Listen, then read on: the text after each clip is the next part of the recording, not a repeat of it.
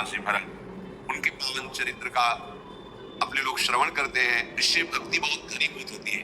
केरल देश में एक परम मेधावी सुधार्मिक नाम के राजा राज्य करते थे।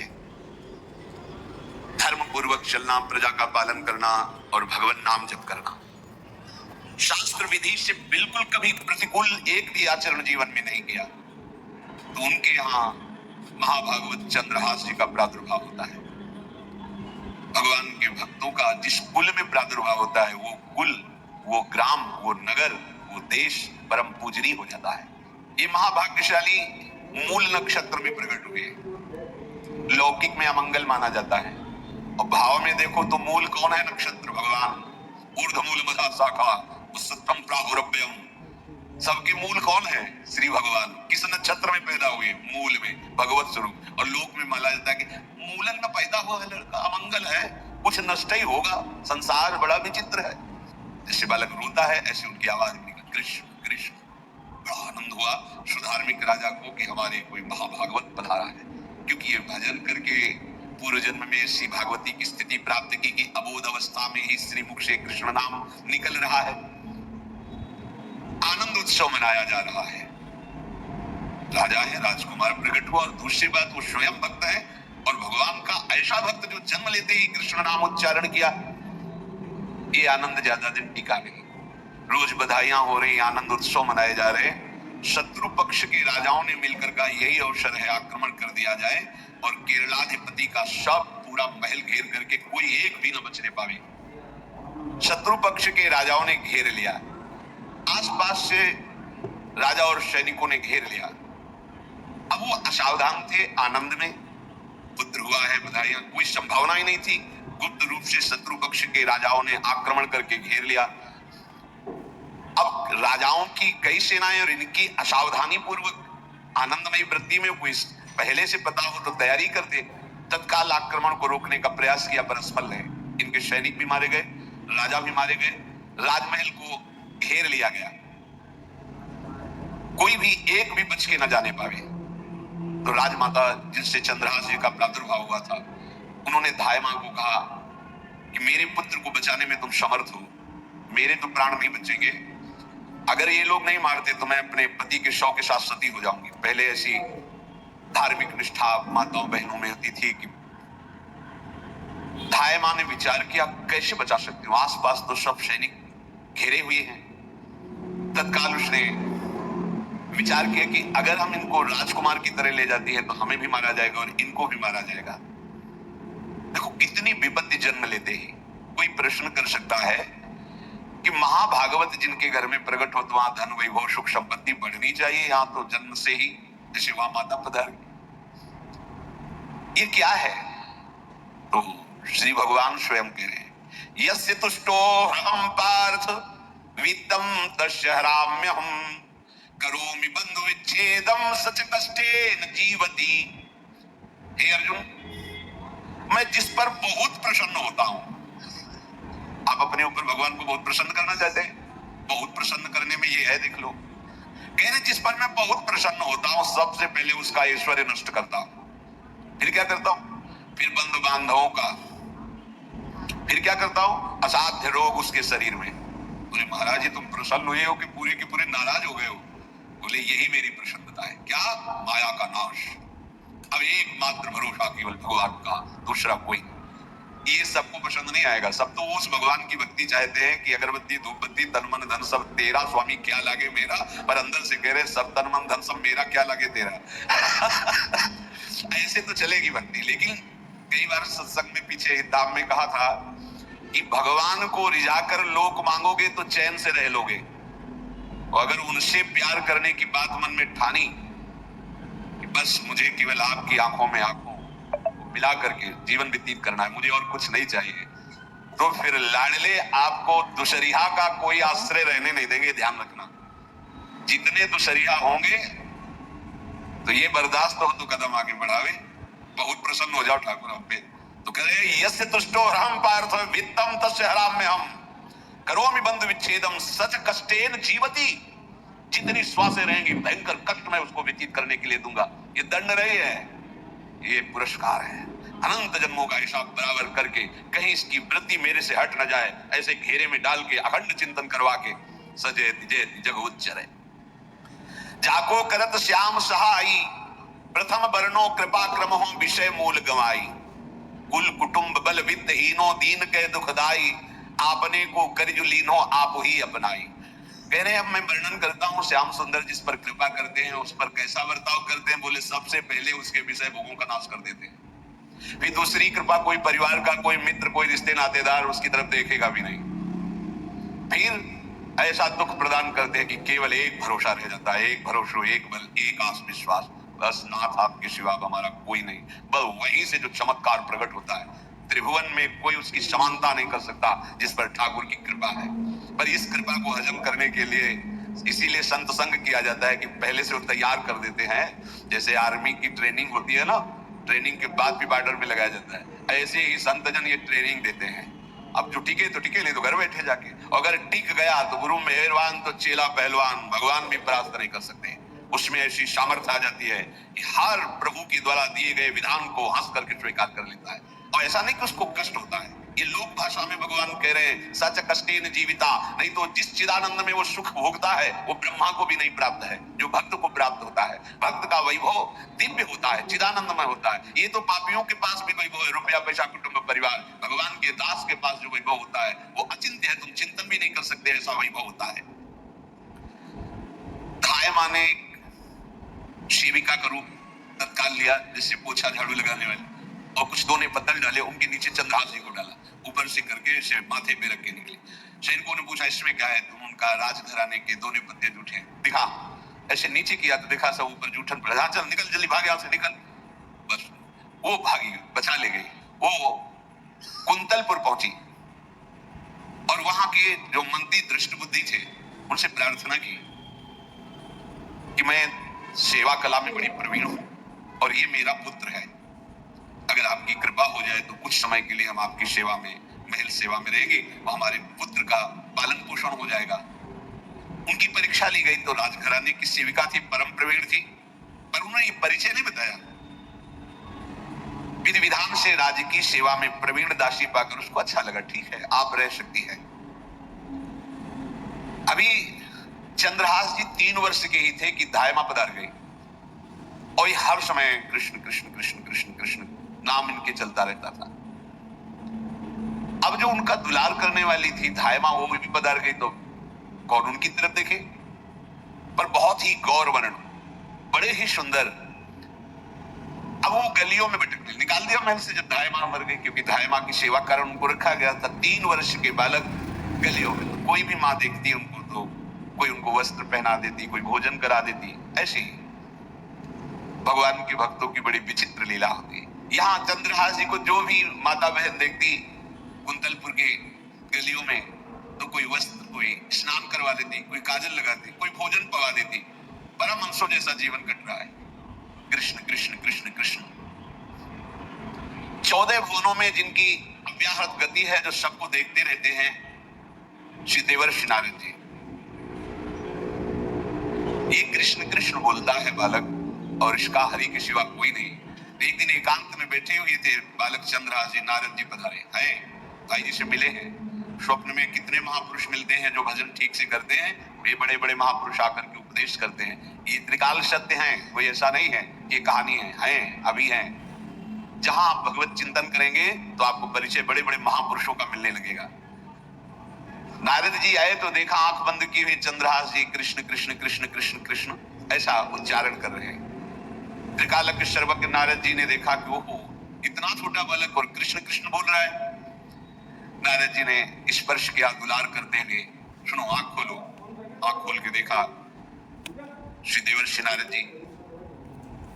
नारद जी ने कहा देखो हम तुमको एक अमोघ वस्तु देते हैं, और एक छोटी सी शालिग्राम की इतनी बड़ी शिव के शालिग्राम का जो वो दिया। बोले धो के पी लेना और दिखा के पा लेना, यही तुम्हारी सेवा पद्धति है। अर्थात स्नान करा दिया और जो तुम्हें मिले इनको अर्पित। तो उन्होंने विचार किया कि धोने के लिए, स्नान कराने के लिए पात्र चाहिए, भोग लगाने के लिए पात्र चाहिए।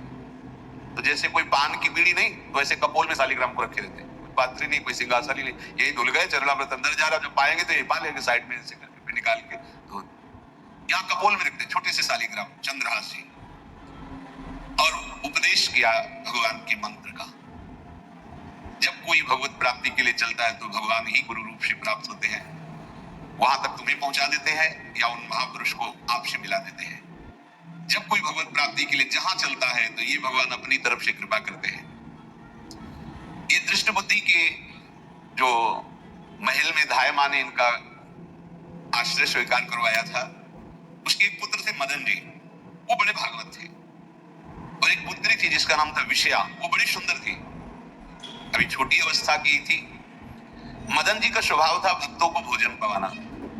जो भगवत भाव के जन होते हैं उनके हृदय में ऐसा उत्साह होता रहता है कि जो वैष्णव है, संत जन है, इनको भोजन पवाने का मतलब श्री भगवान को भोजन पवाना। भक्तमाल में भी वर्णन है कि जैसे गर्भवती माँ को आप कुछ भी पवाओ तो बालक की पुष्टता अपने आप होती है, ऐसे संतों के हृदय में भगवान विराजमान प्रकट रूप से हैं।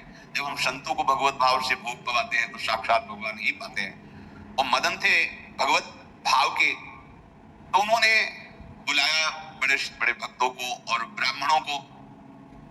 जब ब्राह्मण और भक्त पा रहे थे तो खेलते खेलते चंद्रहास जी भी वहीं चले गए और उन्होंने भी वहां प्रसाद पाया। अब बड़े बड़े ब्राह्मणों में एक ज्योतिषाचार्य थे। दृष्ट बुद्धि जी ने हाथ जोड़कर प्रणाम किया और अपने परिवार को प्रणाम करवाया और कहा, ये हमारी पुत्री है। दृष्ट बुद्धि जी ने कहा, आप इसका हाथ देकर बताइए इसको वर कैसा मिलेगा, कैसा ऐश्वर्य होगा।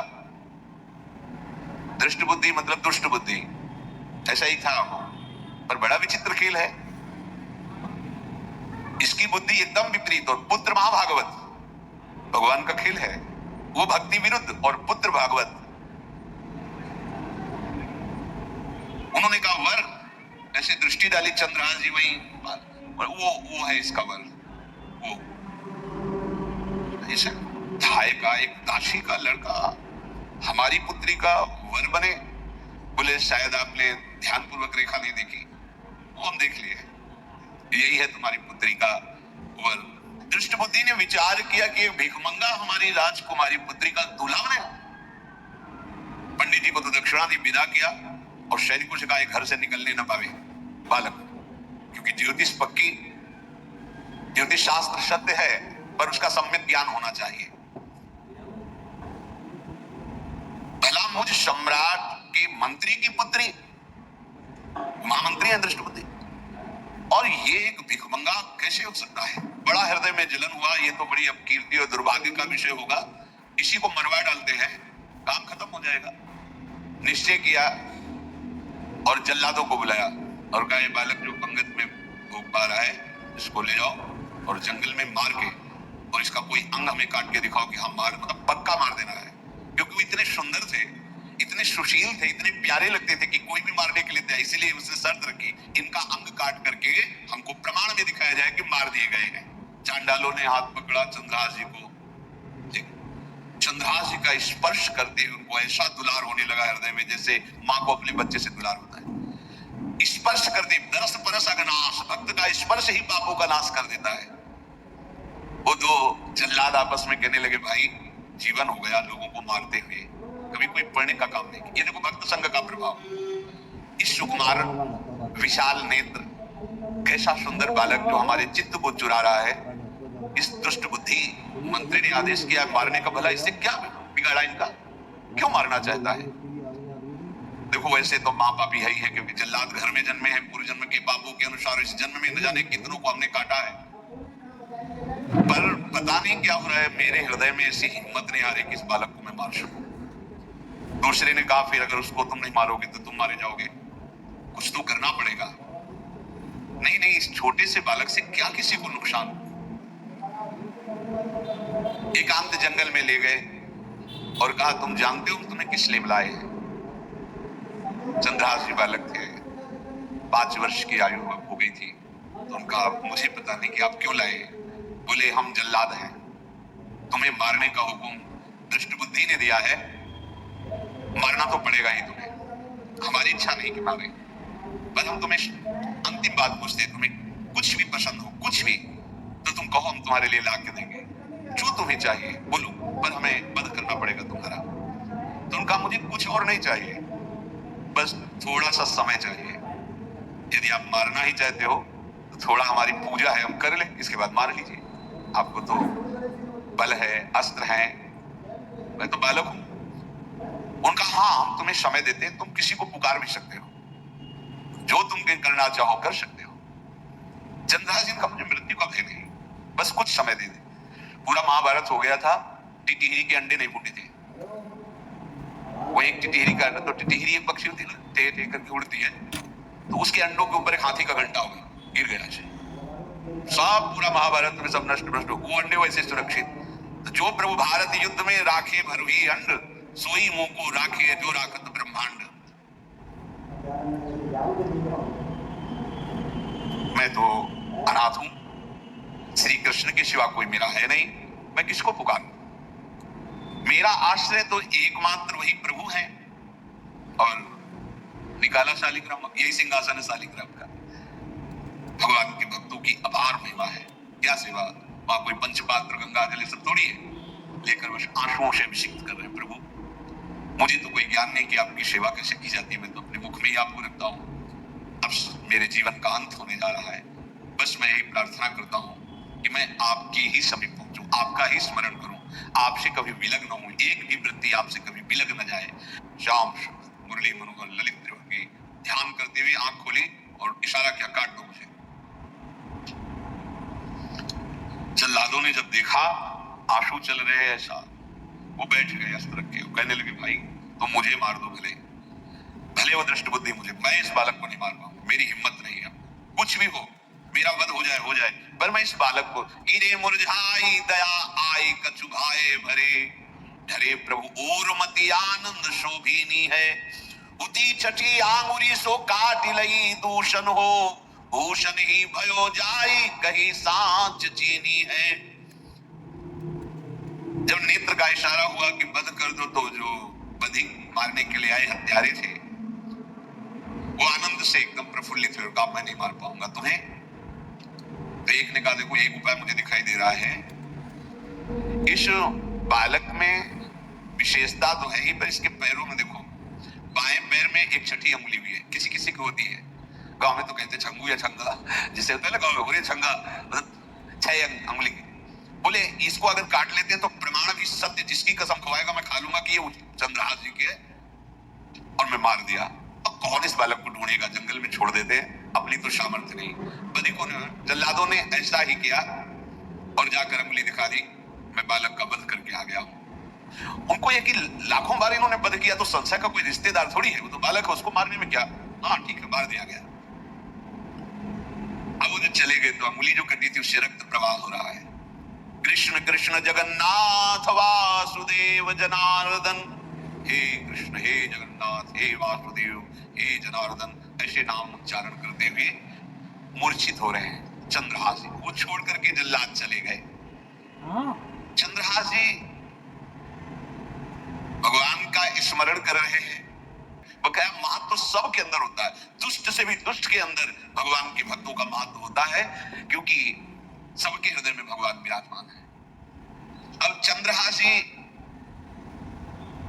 भगवत स्मरण करते हुए पक्षियों के और मृग आदि के बीच में, उधर भगवान का एक विधान तैयार होता है, वह देश भूमि में रहत लघु भूप और सुख सब एक सुत चाह भारी है। कुंतलपुर के ही अधीन एक चंदनवती नाम की राजनगरी थी, वहां के राजा थे, उनके पुत्र नहीं हो रहा था, तो कुंतलपुर सम्राट पद, चंदनवती राज्य राजा, जैसे प्रदेश और दिल्ली में बैठे हुए प्रधानमंत्री राष्ट्रपति, वो बादशाह, जो दिल्ली का अधिकार वो बादशाह, और ऐसे छोटे छोटे जो राज्य हैं उनको राजा। तो ये चंदनवती के राजा कर दिया करते थे, प्रत्येक राजा को कर देना होता था, बादशाह को। इनके पुत्र था नहीं, और कर देने के लिए कुंतलपुर ही जा रहे थे, तो रास्ते में देखा कि बहुत से मृग और पंछी एक घेरे हुए, क्या है, कौतूहल सा कि क्या है बीच में, आसपास मंडलाकार मृग, फिर वो विहंग पक्षी, जो भगवान के आश्रित है, भगवान कैसी व्यवस्था करते हैं। वो चंद्रावती के राजा चक्रवर्ती सम्राट के लक्षण स्वाभाविक चंद्रहास जी में प्रकट होते थे। अब दृष्टबुद्धि जब वहां गया, देखा युवराज पर पहचाना कि वही बालक है, ये तो चंद्रहास है, क्योंकि काफी समय तो महल में ही रहे थे दाई मां के साथ और अच्छे से पहचान थी। अब उन्होंने विचार किया कि ये तो बहुत अनिष्ट हो गया, हमने तो मारना निश्चित किया था और जल्लादों ने इसको छोड़ दिया और अब तो ये राजा का राजकुमार बन गया। तो राजा से कहा कि पहली बात, युवराज पद पर बैठाने के पहले तुम्हें सम्राट को सूचना देनी चाहिए थी। दूसरी बात, अभी तक तुमने कर नहीं दिया।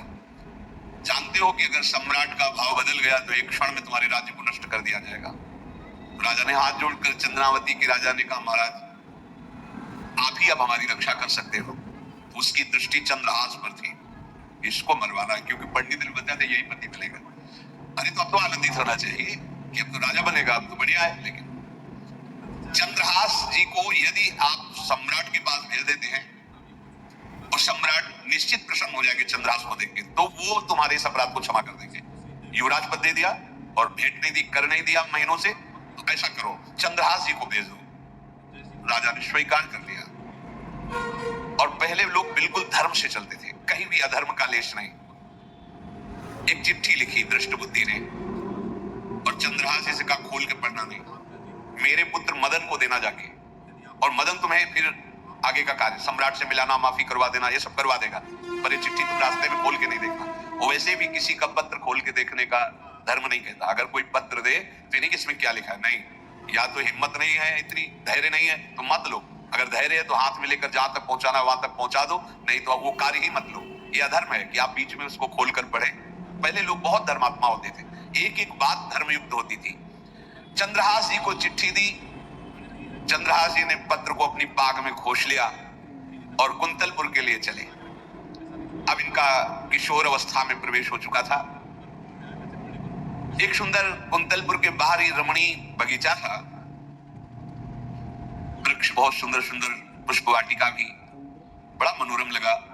घोड़ा बांध दिया वृक्ष में और पहले सरोवर का बड़ा निर्मल जल होता, जल पिया, हाथ मुंह धोया, थोड़ी देर भगवान का ध्यान करते रहे वृक्ष के नीचे और फिर लेट गए तो नींद आ गई। भगवान बड़े कृपालु हैं, जो भगवत आश्रित होता है त्रिभुवन में कोई उसका अमंगल नहीं कर सकता।